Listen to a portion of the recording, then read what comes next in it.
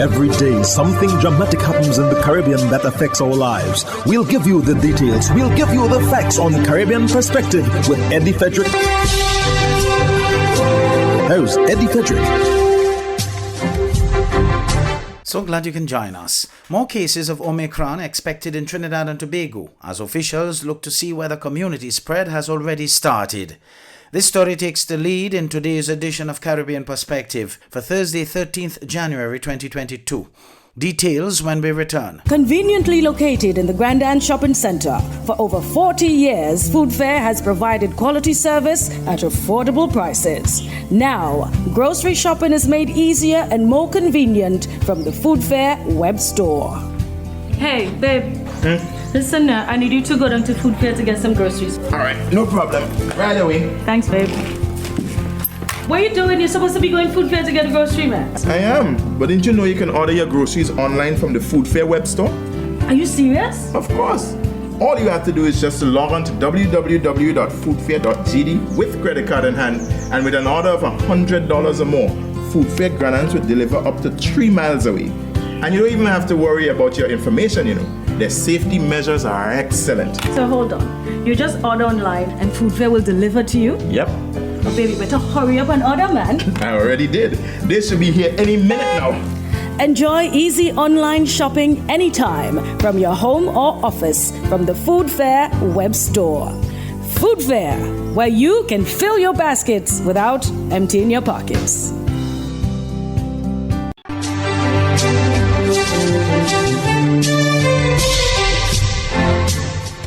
Welcome back. Health officials in Trinidad and Tobago are expecting to see more cases of the Omicron variant in the coming weeks. At this time, based on available data, the Delta is still the dominant strain in the population. However, Chief Medical Officer Dr. Roshan Parasram classifies the present Omicron status in Trinidad and Tobago as being in local or early community spread. TV6's Alicia Boucher has the details. To date, there are 17 confirmed Omicron cases in the country. So far, the cases have been either mild or asymptomatic, as health officials anticipate a rise in those numbers very soon, and noting that 4 of the 17 cases had no travel history or known contact with a COVID-positive patient. TV6 News asked Chief Medical Officer Dr. Roshan Parasram whether or not the country is in community spread.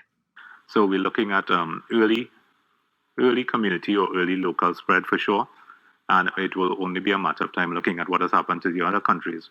We had said about a week or 2 weeks and then we'll see an increase, but we're waiting to see that increase at least coming out of these samples. Dr. Parasram admits that from the aspect of determining community spread, Omicron presents different challenges from Delta.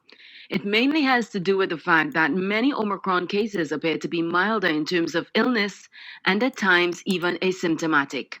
If you're seeing milder illness in a particular disease, those persons wouldn't present, of course, first of all, for testing and they won't be positive. So it wouldn't go into that entire group. So it's very hard to tell at this point. According to the CMO, based on stats provided by UE representing this past week, Delta seems to still be very high among the population. I get a weekly summary from UWI. So we would have done 29 additional samples. 5 of those would have shown up to be Omicron, and the rest of them, 24, would have been Delta. So in terms of what we're sampling and what we're actually getting back, we still have 17.24% of those over the last week would have been Omicron, and the rest of them would have been Delta. So we're still seeing a predominance of Delta in the sampling. As for the criteria being used to send samples for genomic sequencing for Omicron, Dr. Parasram says it has more or less remained the same as it was for Delta. So we look at the travel-related, as you said. We also look at unusual presentations, unusual deaths, persons presenting with illnesses post-vaccination, and basically clinical presentations that, as I said, are different from what we thought. And Dr. Paul would have said some of the new signs and symptoms for children that we're looking at. So basically unusual signs and symptoms, those are the major criteria. Alicia Boucher, TV6 News. The Barbados Labour Party's release of its manifesto has placed the incumbent political organization ahead of its opponents, according to Dr. Christina Hines, a political science lecturer. More in this Barbados Today news story. Hines pointed out that so far the other parties have only delivered the promises on the political platform. Dr. Hines was responding to developments on the campaign trail over the weekend, most notably the BLP's manifesto, which include, among other things, promises of eliminating land tax on the first $400,000 of property value and the construction of 10,000 houses in 5 years. Well, I would definitely say that the BLP is slightly ahead of the Democratic Labour Party because it has released a manifesto that people can look to and they can read through the contents and decide whether the plan that the Barbados Labour Party has for the country is adequate, if it makes sense, if there are things in there that can be implemented and that are good for the country. So that's quite useful, especially since sometimes it can be difficult when listening to platform presentations to decipher the exact policy from what is, campaigning and trying to rouse the crowd and get the votes. So it is useful that the BLP has a manifesto.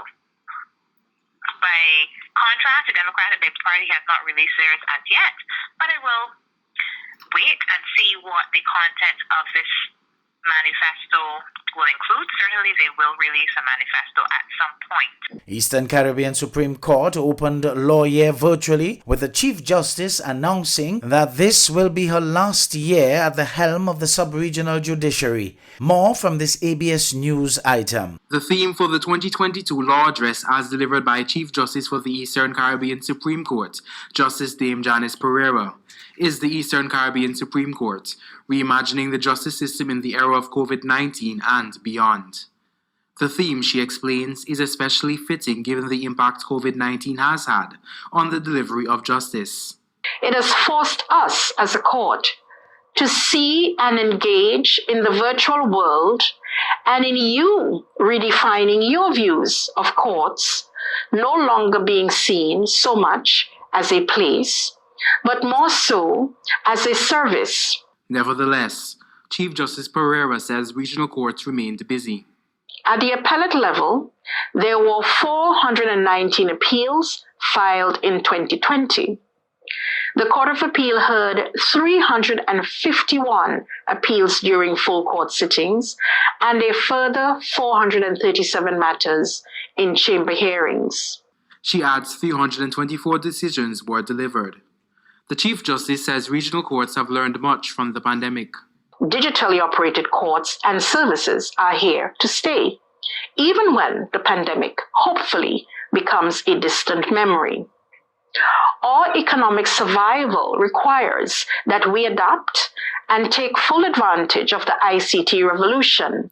To this end, work to expand the Eastern Caribbean Supreme Court's e-litigation portal continues. Just as recently as October in 2021, we officially welcomed to the portal the final 2 member states of the Commonwealth of Dominica and St. Vincent and the Grenadines. Phase 2 of the portal's rollout will see an expansion of the matters being addressed. Matters will now include High Court family and criminal matters. Magistrates' Court matters will also be incorporated into the portal. Chief Justice Pereira says this will be her last year serving at the helm of the ECSC. Rakib Aparicio reporting for ABS News.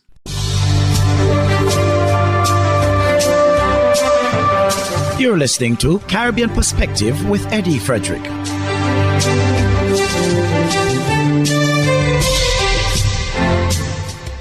The Caribbean Court of Justice is to hear the Guyana Elections Petition case, which was thrown out by the Chief Justice on account of late service. Gordon Mosley of News Source Guyana has more. The attorneys led by Attorney General Anil Nandlal have approached the Court of Appeal to further stay its decision to give way for the government to prepare its appeal to the Caribbean Court of Justice. The stay of judgment, which was granted on December 21 last year, expired on the 4th of January. In a notice of appeal to the appeal court, Attorney General Anil Nandlal is asking the court to further state its decision. The Attorney General, in laying down the case for a further extension of the stay in judgment, said the intended appeal is a matter of public interest, which touches and concerns national and general elections. He said the proceedings are of great national importance and pointed out that complying with Section 7 of the CCJ Act, the application for leave to appeal the decision of the Court of Appeal must be and is thereby made to the Honorable Court. In January last year, Chief Justice Roxanne George dismissed the case because the petition was served late to former President David Granger, who was listed as one of the respondents. The petition was filed by APNU AFC coalition supporters Monica Thomas and Brennan Nurse. They were asking the court to nullify the outcome of the March 2nd elections and declare that President Irfan Ali is illegally occupying office. An appeal was then filed by the opposition against the Chief Justice's ruling, and that appeal saw the Attorney General moving a motion to have the case struck out. He did not get the case struck out, but the Court of Appeal by a majority vote said it can hear preliminary arguments in the case. With the matter now moving to the CCJ, a final determination could take several months. 1964 Calypso monarch, lyrical genius, cultural icon, the mighty Bomber was honored on Monday at a viewing at the Queen's Park Savannah. His son, Clifton Ryan Jr., made an urgent appeal for the preservation of Calypso, its history, and the men and women dedicating their lives to the art form and its evolution. Urvashi Tawari Rupnarayan of TV6 News has more in this report. You could say Clifton Ryan was born into music. As the son of an Anglican Saxon, notes bellowing through the church hall, some may say, formed the music bed of his life. Ryan was born in St. George's, Grenada, and he can perhaps be described as a product of that 20th century transition in the way Caribbean people voluntarily move. Ryan started singing calypso in Grenada, winning the national competition in 1940. But the sobriquet, the mighty Bomber, would ring through the streets of Port of Spain, the calypso capital. He migrated to Trinidad in 1956, the year Harry Belafonte released the hit Deo. In 1958, Bomber recorded his hit Gloria, which was later re-recorded by Belafonte. As his career blossomed, he was invited to join the Mighty Sparrows tent where his humorous style captivated many. Described as one of the greatest composers of the art form of all time, the Mighty Bomber subsequently became one of the very few to defeat even Sparrow himself in 1964, becoming that year's Calypso monarch. At a final viewing of his body at the Queen's Park Savannah, the mecca of any Calypsonian's career, Bomber's son, Clifton Ryan Jr., shared a side of his father many may not have known. During the August holidays, he will always buy our books, and the family was 9. And he will buy all our books, brand new, and cover them with leatherette or polythene so they could last for many years. I must say we were very close. We were a tight-knitted family. As news spread of his death, the family had been inundated with calls from persons he trained and nurtured into the art form. And as the cultural fraternity and the nation mourn the passing of yet another great icon, comes a call to preserve what little we have left. As one of Tuco's 50 greatest Calypsonians of all time, you would get life advice. Just as how a dollar move from hand to hand, that's the way the Jagabat women shut up a man. Marriage advice. Therefore, from a logical point of view, always marry a woman uglier than you.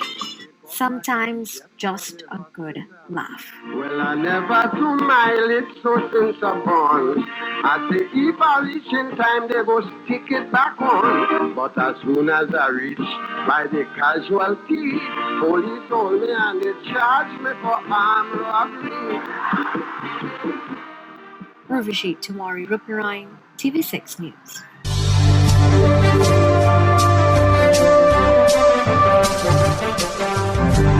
I am Eddie Frederick. This has been Caribbean Perspective, a whole new approach to highlighting developments in the Caribbean. In the meantime, please continue to log on to CaribbeanPerspective.com for more daily news and more.